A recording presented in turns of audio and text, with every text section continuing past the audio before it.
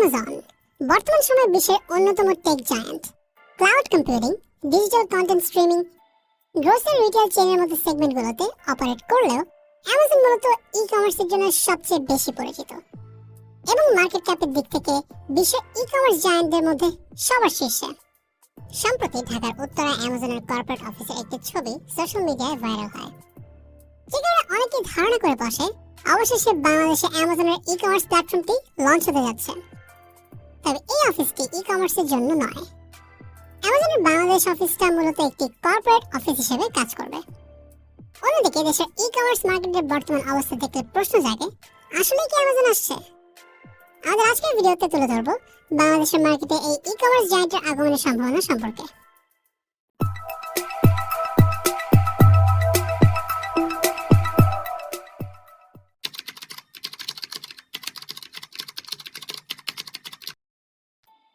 বর্তমান সময়ে বিশ্বের সবচেয়ে প্রভাবশালী ই-কমার্স কোম্পানি অ্যামাজন 1994 সালে অনলাইন বুক স্টোর হিসেবে তাদের যাত্রা শুরু করে। সময়ের সাথে কোম্পানিটি হয়ে ওঠে এমন এক ডিজিটাল মার্কেটপ্লেস জায়ান্ট যার প্রচলিত রিটেল ব্যবসাকে পুরোপুরি পাল্টে দেয়। 2025 সালের অক্টোবরে অ্যামাজন প্রায় $2.31 ট্রিলিয়ন মার্কেট ক্যাপ নিয়ে এই মুহূর্তে বিশ্বের ষষ্ঠ বৃহত্তর টেক জায়ান্ট। বর্তমান সময়ে বিশ্বের অন্যতম বৃহৎ এই ই-কমার্স কোম্পানিটির কার্যক্রম ছড়িয়ে আছে 20টিরও বেশি দেশে। পাশাপাশি অ্যামাজন বর্তমানে 100টিরও বেশি দেশে তাদের প্রোডাক্ট ডেলিভারি করে। গ্লোবাল ই-কমার্সে অ্যামাজনের আধিপত্য এসেছে তাদের বিশাল থার্ড পার্টি সেলার নেটওয়ার্ক থেকে। অ্যামাজনের ওয়েবসাইট থেকে জানা যায়, যুক্তরাষ্ট্র অ্যামাজনের ই-কমার্স প্ল্যাটফর্মটিতে মোট সেলার 60%-এর বেশি আসে ইন্ডিপেন্ডেন্ট সেলার্সদের কাছ থেকে, যাদের বেশিরভাগই স্মল অ্যান্ড মিডিয়াম বিজনেসেস। শুধু 2024 সালে এই সেলারদের অ্যাভারেজ ইয়ারলি সেল ছিল প্রায় $2,90,000। সিএনবিসিতে প্রকাশিত একটি রিপোর্ট থেকে জানা যায়, অ্যামাজনের বর্তমানে কমপক্ষে 118টি নিজস্ব ব্র্যান্ড রয়েছে, যেগুলো বিভিন্ন প্রোডাক্ট ক্যাটাগরিতে শক্ত অবস্থান তৈরি করেছে। এর মধ্যে রয়েছে Amazon essentials, Amazon basics, Amazon aware, basic care, Presto, মামা বিয়ার, হ্যাপি বেলি, কিডসি, অ্যামাজন এলিমেন্টস সহ আরও অনেক জনপ্রিয় ব্র্যান্ড। অ্যামাজনের এই বিশাল ভলিউমের সেলস সামলাতে তারা গড়ে তুলেছে পৃথিবীর অন্যতম শক্তিশালী লজিস্টিক্স নেটওয়ার্ক। 2025 সালের সর্বশেষ হিসেব অনুযায়ী অ্যামাজনে রয়েছে প্রায় 1062টি গ্লোবাল ফ্যাসিলিটি, যার মধ্যে রয়েছে প্রায় 6 লাখ থেকে 1 মিলিয়ন স্কোয়ার ফুটের 350টি ফুলফিলমেন্ট সেন্টার। পাশাপাশি অ্যামাজনে রয়েছে 550টি লাস্ট মাইল ডেলিভারি স্টেশন। এমনকি শুধুমাত্র নর্থ আমেরিকাতেই অ্যামাজনের লজিস্টিক্স ফ্যাসিলিটিগুলোর মোট পরিমাণ 413 মিলিয়ন স্কোয়ার ফুট।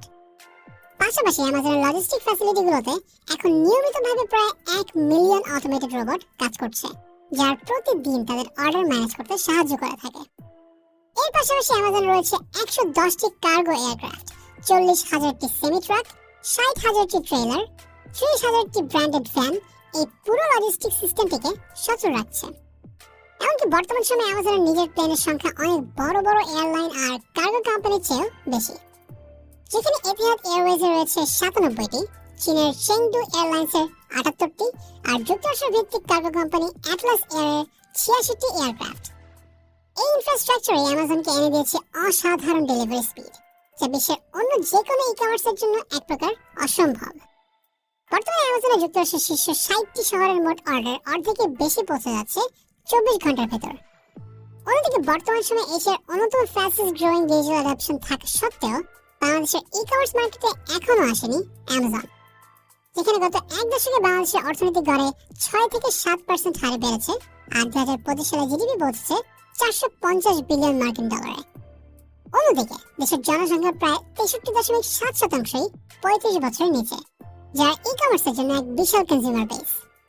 পাশাপাশি বাংলাদেশে বর্তমানে প্রায় 13.20 লাখ মানুষ ইন্টারনেট ব্যবহার করছে। এমনকি গত এক দশকে দেশে এমএফএস এর ব্যবহার উল্লেখযোগ্য হারে বেড়েছে, যার ফলে দেশের একটি বড় জনগোষ্ঠী এখন ডিজিটাল ট্রানজ্যাকশনে অভ্যস্ত হচ্ছে। অন্যদিকে বাংলাদেশ বিশ্বের দ্বিতীয় বৃহত্তম গার্মেন্টস রপ্তানিকারক, যে কারণে অ্যাপারেল সোর্সিং হাব হিসেবেও অ্যামাজনের বাংলাদেশে বড় ধরনের আগ্রহ রয়েছে। টিবিসির একটি রিপোর্ট থেকে জানা যায় 2021 সালে বাংলাদেশে অফিসিয়ালি রেজিস্টার করে অ্যামাজন, যেই কারণে বাংলাদেশে অ্যামাজনের কর্পোরেট অফিসটি মূলত একটি সোর্সিং অফিস হিসেবে কাজ করবে, ই-কমার্সের জন্য নয়। মূলত এই কর্পোরেট অফিসগুলো বাইং হাউসের মতো কাজ করে, যেমনটা বাংলাদেশে H&M বা জারার মতো গ্লোবাল ব্র্যান্ডগুলো করছে।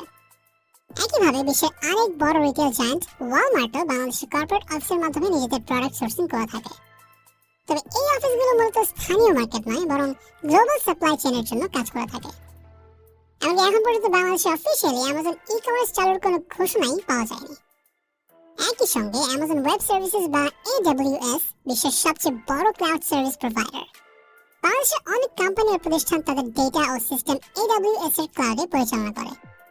যদিও AWS এর সরাসরি অফিস এখনো বাংলাদেশে নেই, তবে ব্যবহার দেশে দ্রুত বাড়ছে। অ্যামাজন কোন দেশে তাদের ই কমার্স এক্সপ্যান্ড করবে সেটা শুধু জনসংখ্যা বা জিডিপির উপর নির্ভর করে না, এর পেছনে রয়েছে আরো অনেকগুলো ফ্যাক্টর। ই কমার্সের জন্য চীন বিশাল এক বাজার হলেও সেখানে প্রতিযোগিতা এতটাই তীব্র আর সরকারি নিয়মকানুন এত জটিল যে শেষ পর্যন্ত টিকতে পারেনি অ্যামাজন। অন্যদিকে ভারতের বাজারও বিশাল, যেখানে ফ্লিপকার্ট, যা এখন ওয়ালমার্টের মালিকানায়, দ্রুত এগিয়ে যাচ্ছে এবং ভারতের ই কমার্স খাতও দ্রুত বাড়ছে। তবুও এত বিশাল মার্কেটে এখনো নিয়মিত প্রফিট করতে গিয়ে হিমশিম খাচ্ছে অ্যামাজন। অন্যদিকে ই কমার্সের জন্য বাংলাদেশে অনেক সম্ভাবনা থাকলেও বাংলাদেশের মার্কেটটি এখনো ই কমার্স ফ্রেন্ডলি হয়ে ওঠেনি। অনলাইনে কেনাকাটায় মানুষ এখনো ফেসবুক ভিত্তিক পেজ বা এফ কমার্সকে বেশি পছন্দ করে। অন্যদিকে দেশের অনেক ক্রেতা এখনো অনলাইনে কেনার চেয়ে দোকানে গিয়ে পণ্য দেখে শুনে কিনতেই বেশি স্বাচ্ছন্দ্য বোধ করেন। ডেইলি স্টার প্রকাশিত 2025 সালের একটি রিপোর্ট থেকে জানা যায়, বর্তমানে বাংলাদেশে ই কমার্সের মার্কেট সাইজ প্রায় $7.5 বিলিয়ন, যেখানে 2024 সালে ভারতের ই কমার্স মার্কেট সাইজ ছিল $147 বিলিয়ন বেশি। একই বছর ইন্দোনেশিয়ায় ই কমার্স মার্কেট সাইজ ছিল $94.5 বিলিয়ন। এশিয়ার অন্যান্য দেশের তুলনা করলেও দেখা যায় বাংলাদেশের ই কমার্স মার্কেট এখনো একেবারে ইনিশিয়াল পর্যায়ে রয়েছে। অ্যামাজন যখনই নতুন কোনো মার্কেট বিজনেস এক্সপ্যান্ড করতে চায়, সেখানে শুরু থেকে তৈরি করে এক বিশাল ইনফ্রাস্ট্রাকচার। কারণ তাদের ই কমার্স মডেল নির্ভর করে অত্যাধুনিক লজিস্টিক্স, কার্যকর ওয়্যারহাউজিং আর নির্ভরযোগ্য লাস্ট মাইল ডেলিভারির উপর। কিন্তু বাংলাদেশের ই কমার্স ইকোসিস্টেম এখনো অনেক চ্যালেঞ্জের মুখে। এই পরিস্থিতিতে প্রশ্ন হচ্ছে, বাংলাদেশের e commerce last mile delivery, logistics এবং ডিজিটাল পেমেন্ট সিস্টেম অ্যামাজনের মতো বিশাল অপারেশন ম্যানেজ করার জন্য কতটা প্রস্তুত? বাংলাদেশের ই কমার্স সেক্টরে মার্কেট স্কেল করাই অ্যামাজনের জন্য প্রথম বাধা হিসেবে কাজ করে। অন্যদিকে অ্যামাজনের জন্য হিউজ পরিমাণ অর্ডার নিশ্চিত না করতে পারলে বাংলাদেশে তাদের অপারেশন এফিশিয়েন্টলি রান করা সম্ভব হবে না। ছোট অর্ডারের কারণে ডেলিভারি, লজিস্টিক্স এবং রিসোর্স ব্যবস্থাপনা সবই প্রভাবিত হয়, ফলে পুরো সিস্টেমের কার্যকারিতা অনেক কমে আসতে পারে। অন্যদিকে বাংলাদেশে এখন পর্যন্ত কোনো ই কমার্স কোম্পানি সেই অর্থে সাকসেসফুল হতে পারেনি। এমনকি বর্তমান সময়ে বাংলাদেশের ই কমার্স মার্কেট লিডার আলিবাবার মালিকানাধীন দারাজ 2018 সাল থেকে বাংলাদেশ ই কমার্স ইকোসিস্টেমে বড় ইনভেস্টমেন্ট করে চলছে। কিন্তু মার্কেটে আধিপত্য থাকা সত্ত্বেও এখনো তারা লাভজনক বিজনেস হতে পারেনি। বাংলাদেশের ই কমার্স প্রতি বছর ডাবল ডিজিট হারে বাড়ছে। কিন্তু এত বড় মার্কেটে কি এমন স্কিল তৈরি হয়েছে যেখানে অ্যামাজনের মতো কোম্পানি বড় বিনিয়োগ করতে বিবেচনা করবে? পেমেন্ট সিস্টেম বাংলাদেশে অ্যামাজনের জন্য আরেকটা বড় চ্যালেঞ্জ হতে পারে। বর্তমানে বাংলাদেশে ই কমার্স ট্রানজাকশনের 75% বেশি হয় ক্যাশ অন ডেলিভারিতে। এই সিস্টেমে অর্ডার ক্যান্সেলেশন হার অনেক বেশি। অন্যদিকে লজিস্টিক্স খরচও বেড়ে যায় অনেক বেশি। অন্যদিকে ভারতে ডিজিটাল পেমেন্টের হার 40% বেশি, আর তার পেছনে সবচেয়ে বড় ফ্যাক্টর হিসেবে কাজ করে ইউপিআই। এক্ষেত্রে বাংলাদেশের মোবাইল ফাইন্যান্সিয়াল সার্ভিস গত এক দশকে উল্লেখযোগ্য হারে গ্রো করেছে। কিন্তু ই কমার্সে এই সেবা এখনো সীমিতভাবে ব্যবহার হচ্ছে। বাংলাদেশে এনএফএস মূলত টাকা ট্রানজাকশনের জন্যই ব্যবহার হয়ে থাকে। এছাড়া বাংলাদেশের আরেকটা বড় সমস্যা হলো পেমেন্ট গেটওয়ে। পেপ্যালের মতো গ্লোবাল প্ল্যাটফর্মের অনুপস্থিতি, দুর্বল ডিজিটাল ইনফ্রাস্ট্রাকচার বাংলাদেশের জন্য একটা বড় চ্যালেঞ্জ।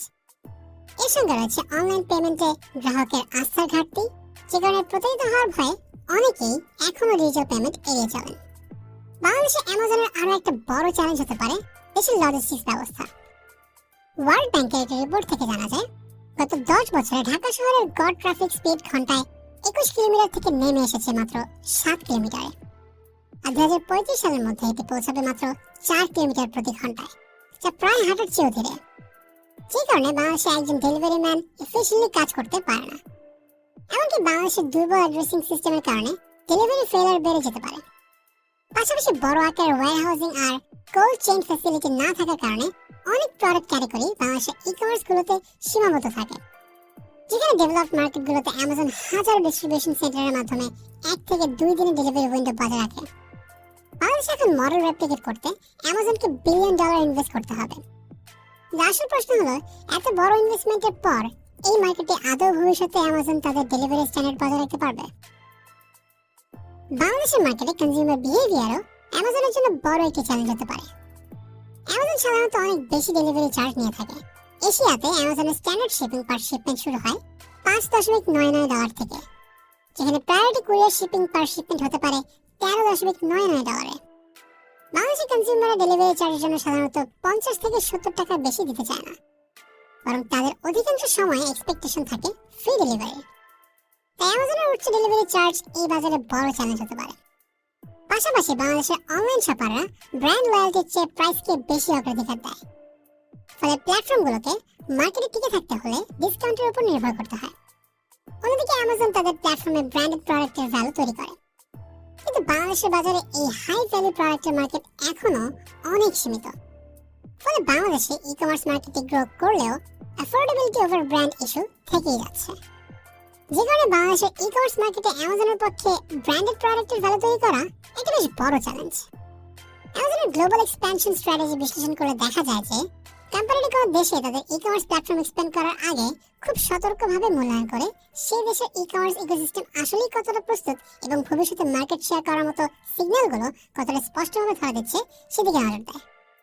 ভারতের ক্ষেত্রে অ্যামাজন ডিজিটাল অ্যাডাপশন, লজিস্টিক্স উন্নয়ন এবং রেগুলেটরি ক্লিয়ারিটি যখন টিপিং পয়েন্টে পৌঁছায় তখনই তারা এন্ট্রি নেয়। দক্ষিণ পূর্ব এশিয়ায় অ্যামাজনের উপস্থিতি সীমিত, যেখানে তারা ডিরেক্ট রিটেল না করে মূলত অ্যামাজন ওয়েব সার্ভিসেস এবং সোর্সিং এর দিকে ফোকাস করে। এই বিষয়গুলো কনসিডারেশন রাখলে বাংলাদেশের ই কমার্সে এখনো অ্যামাজনের অনুপস্থিতি খুব অবাক করার মতো কিছু না। বাংলাদেশের ই কমার্স মার্কেট এখনো সেই লেভেলের ডিজিটাল ইন্টিগ্রেশন আর স্ট্রং লজিস্টিক্যাল ব্যাকবোন তৈরি করতে পারেনি, যা অ্যামাজনের অপারেশনাল মডেলের জন্য ক্রুশাল।